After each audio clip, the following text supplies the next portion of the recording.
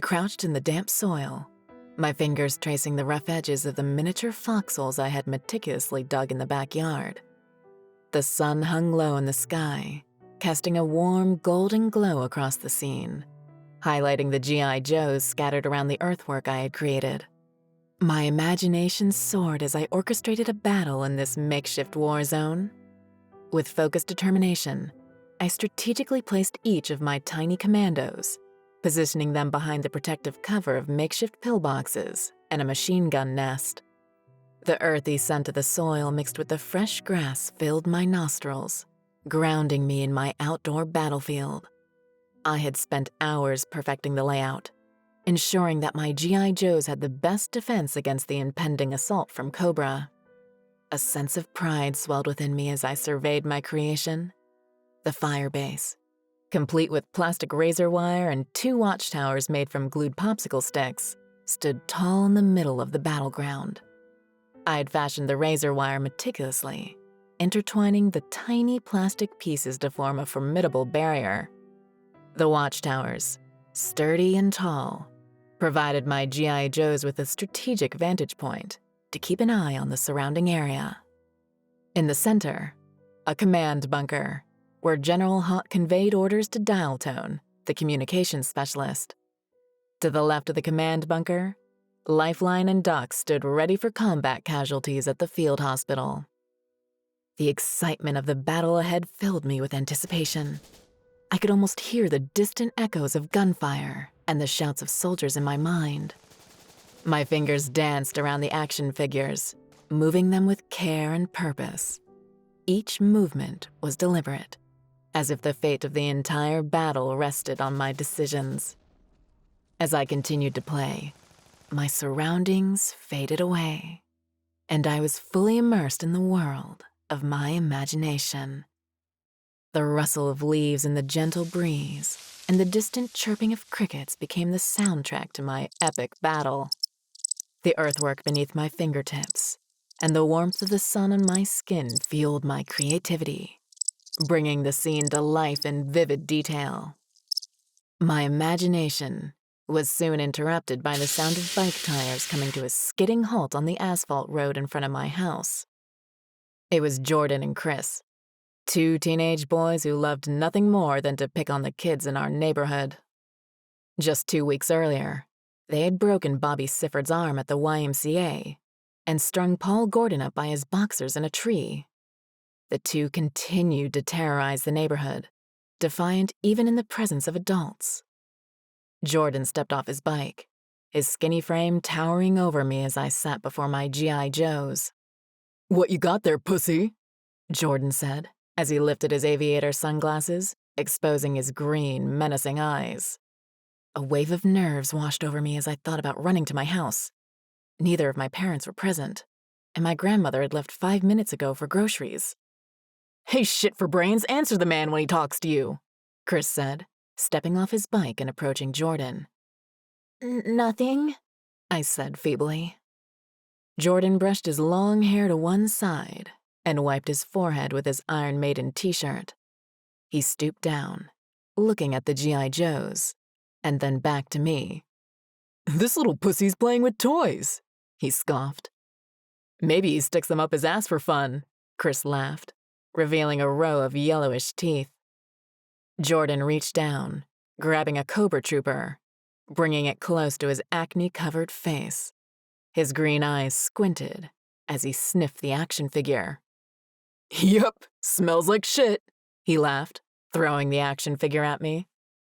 Suddenly, the sounds of barking came from behind me, scaring both Chris and Jordan. It was little Annie, my corgi. Her black and white fur ruffled as she ran past me to stand in front of Jordan.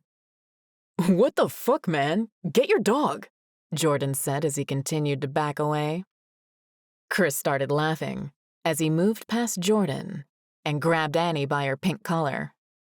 "It's a pussy dog for a pussy boy," he laughed, while raising Annie up to eye level. Annie stared back at me.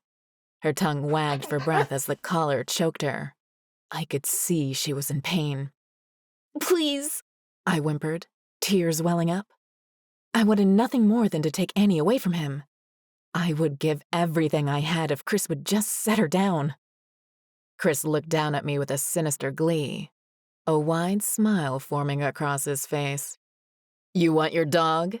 Chris said, tightening his grip till Annie let out a small cry. I forced myself to nod. "Bring $100 to the old baseball field before nightfall. You tell anyone about this, I'll throw her off the highway bridge into traffic," Chris said. "Oh, and bring some cold beers, too," Jordan chimed in. The two bullies proceeded to climb on their bikes and ride away, each taking turns to look back with excitement on their faces. I began to cry as I watched them disappear down the street, a feeling of hopelessness washing over me. My mind instantly went to images of Annie curled next to me in bed, her small body nestled tight against me for warmth. With a sense of urgency, I ran inside my house and up to my room, grabbing my piggy bank from the clothing dresser. I had to get her back before Chris and Jordan did something terrible to her. Running down the stairs, I donned my grandfather's army jacket and went to the fridge to retrieve 6 bottles of my mother's wine coolers. I stuffed the bottles inside my book bag and grabbed Annie's leash. A nervous lump formed in my throat as I ran back outside, hopping on my bike and racing down the street in the direction of the old baseball field. I swerved through my neighborhood, using the hills to gain speed and taking the roads along the railroad tracks. The baseball field was outside the city limits and through a series of backwood trails that most kids knew about, but stayed away from due to teenagers staking a claim to it. As I carefully navigated the trail, I came across a green silk parachute hung in the trees. The parachute swayed back and forth in the breeze, creating a soothing effect that gave me a moment of clarity since Annie's abduction. Upon reaching the clearing where the parachute lay, I noticed an unusual glint among the tall grass. I cautiously approached, and to my surprise, discovered a metallic figure partially concealed in the bushes. As I pulled away the overgrown branches, the form of a robot came into view. The robot stood about 4 feet tall, its chassis a mix of matte black and gunmetal gray. Its design was unlike anything I'd ever seen, far more advanced than the typical toys I played with. The head resembled an armored football, with a series of large and small camera lenses. The letters A.R.T. prominently displayed on its sleek exterior, with property of U.S. Army stamped on its chest. Art seemed deactivated, but there was an air of sophistication about its structure that hinted at a purpose beyond mere play. As I examined the robot, a small panel on its chest opened, revealing an interface with buttons and a screen. Driven by curiosity, I pressed a large green button labeled CMD.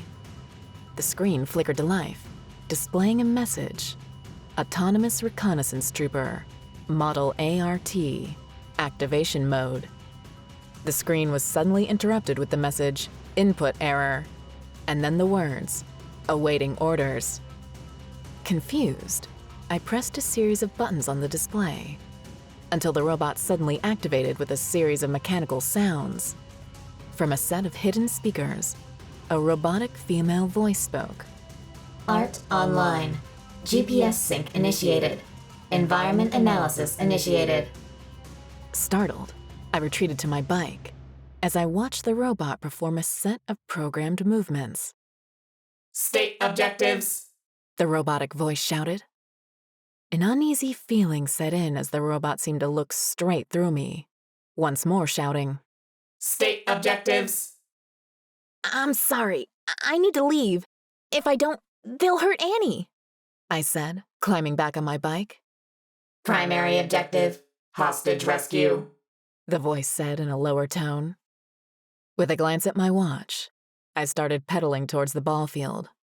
Looking back, the robot had vanished into the woods. The encounter, strange and unique, had to wait as sunset would be very soon, and Chris's threat still loomed deep in my thoughts. As I crested the hill that overlooked the baseball field, I calmed my nerves for the meeting ahead. Chris and Jordan sat at the center of an old couch.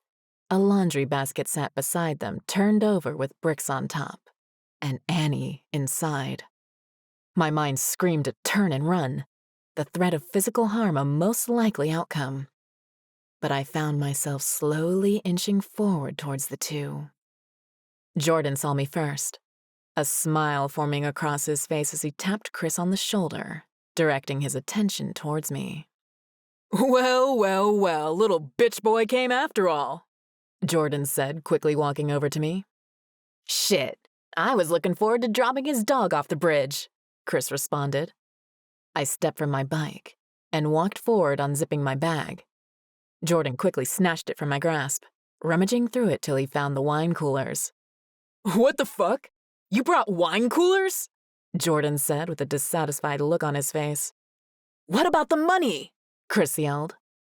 Jordan reached back into the bag and pulled out the piggy bank. He looked at it for a moment, then slammed it to the ground, cracking it open. Coins and dollar bills scatter across the ground. "You've got to be kidding! There's like $20 here, tops," Jordan said. Chris walked over to the laundry basket where Annie lay. "Too bad. If you really loved your dog, you would have brought all the money," he said, lifting the bricks off the top and pulling Annie out by the scruff of her neck. Annie squirmed in Chris's grip, her body shaking from fear, eyes staring wildly. Jordan walked back with the bag, sitting it down on the old couch. "Give her back to me!" I cried, tears welling up in my eyes. Jordan reached behind the couch, pulling a rifle from the cushions and cocking the bolt. He looked over at Chris with a wide grin forming across his face. "Time for some target practice," Chris said, dropping Annie to the ground. Annie took a moment to get back to her feet, eyes searching her surroundings until they found me. Then with a bark, she happily trotted towards me, butt wiggling in excitement. But our reunion was quickly interrupted by the deafening sound of a gunshot. The bullet hit the ground 2 feet in front of Annie, kicking dirt high into the air. I looked back to see Jordan with the wood stock of the rifle in his shoulders, aiming at Annie. Chris laughed loudly as he stuck his middle finger in the air, shouting, "Fuck your dog!" Jordan took another shot with the rifle. This time, the round impacted inches in front of Annie, causing her to yelp in fright. I dropped to my knees, my heart pounding, tears streaming down my face as I cried out for those two to stop. Then, Chris's hand exploded in a ball of red gore, causing him to stumble back with a look of confusion and pain etched on his face. Chris looked down at the bloody stump, dropping to his knees, shock washing across his face. From the woodline, Art burst through the foliage, its tank tracks kicking mud in the air as it crossed the baseball field. A 3-barreled chain cannon deployed from its right shoulder, taking aim. Jordan looked at Chris, and then back at the fast-approaching robot. He dropped the rifle and began to run away. The air around me seemed to thicken as the tension escalated. With a tremendous roar, the chain cannon erupted, spewing forth a relentless barrage of projectiles. Chris, who had been kneeling just moments before, suddenly disintegrated into fine pink mist. I dropped to my belly, seeking cover from the torrent of hot metal that seemed to bounce back and forth, destroying everything in its path.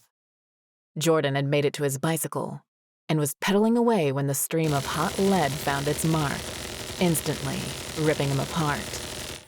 For a moment, I laid on the ground awaiting my demise, but there was only silence. The thunderous destruction had faded, replaced by the calm breeze of the afternoon. Slowly, I stood, taking a moment to survey the damages. Annie ran to me, jumping into my arms. I held her tight as she licked the tears from my face, her warmth reassuring me. Art moved forward, catching my eye, as its sleek armored chassis caught the afternoon sun, the barrels of the chain cannon glowing white. Ransom rejected. Hostile action taken. Elimination of hostiles Authorized. I took a step back, nodding my head in agreement, then tucked Annie under my arm as I climbed on top of my bike. I puffed my chest out and held up my right hand in a salute. "Mission accomplished," I said. Then with one more glance back at Art, I pedaled away until I reached the dirt path in the woods. I thought about what I would say to my parents and how I would explain what happened to Jordan and Chris when two men dressed in lab coats stopped me. The first man was young and seemed to be holding a laptop close to his chest, while the other man was older and overweight. Both were soaked in sweat and covered with burrs and thorns from the trail. "R&D is gonna have our asses," the older man said. "Well, we can't help it if the damn thing blew 10 miles off course," the younger man replied. Their conversation suddenly stopped as they noticed me in front of them. "Hey, kid, you see a robot around here?" the older man said. I thought for a second about Art and what had happened to Chris and Jordan. "My mom says I'm not supposed to talk to strangers," I replied. "That's a good piece of advice," the young man chimed in. Both men then pushed past me, continuing their search until they disappeared down the trail. Annie looked up at me as I cradled her in my arms. "Let's get home, girl," I said as I continued down the path.